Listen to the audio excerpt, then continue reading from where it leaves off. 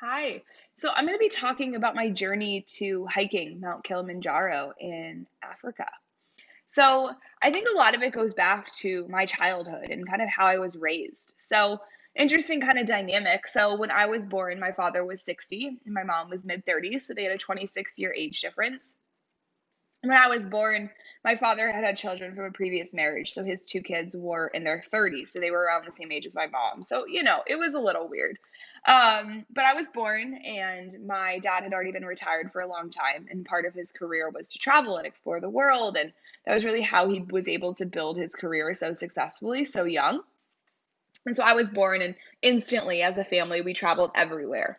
I was 6 months old when I went to Europe, and 8 months old when we did a cross country road trip. And I had checked off almost every single state by the time I was three. And I remember one of my very first memories of like a really great conversation with my sister. I was probably in middle school, and she was like mid 40s at the time. And we were talking, and I was like, yeah, like my friends, like, they haven't traveled nearly as many places as I have. And I was so proud of that. And she was like, when you were born, our dad, made me promise that if anything were to happen to him and he wasn't around to travel with you as you got older, that I would stop whatever I was doing in life and I would travel with you.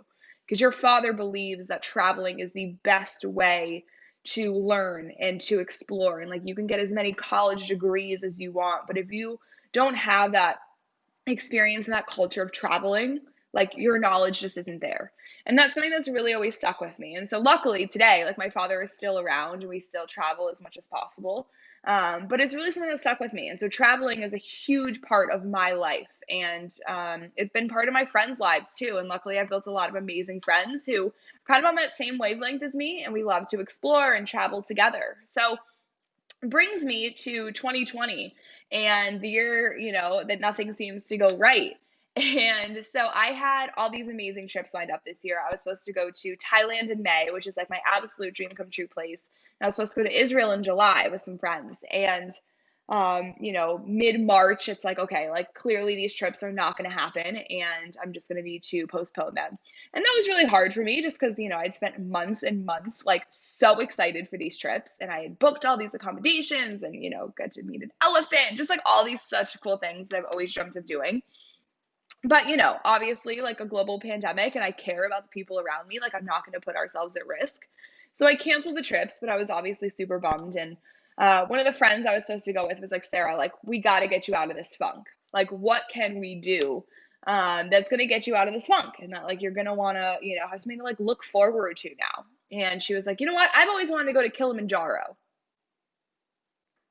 And literally just like that, we were going to Kilimanjaro.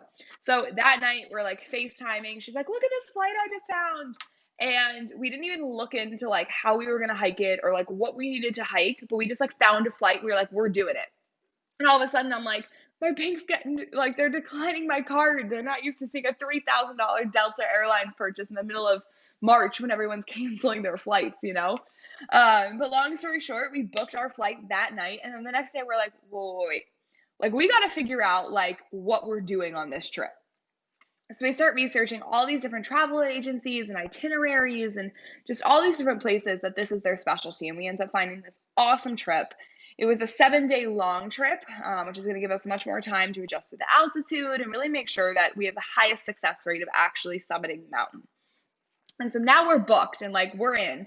And we officially have 3 months until we're departing for this trip. So right now we're in the prep stage. And so there's three like main areas that we're trying to prep and get ready for this trip right now. So the first area is just like overall like itinerary and flights and accommodations. And right now with COVID, like flights are constantly changing. We just got an email yesterday that's like, oh, your flight's been changed and now you're going to miss the connection. So you need to find a new flight into Tanzania. And it's just been a constant battle of trying to keep up with hotels and accommodations and making sure all of our flight times line up. And that's definitely been a huge area of stress. And then the number two area that we're trying to prep for is just overall like our equipment and all the things that we need to bring. Obviously living in Florida, like I don't have, a ton of hiking boots and not all these cold jackets that we're going to need in negative 10-degree weather. So for us, it's been really important to get the right gear and to really start getting acclimated to it because we're going to be wearing it for weeks. And then The third area, probably the most important, is just overall physical health and physical prep. This trip is going to be really physically daunting on us and making sure that our bodies are ready.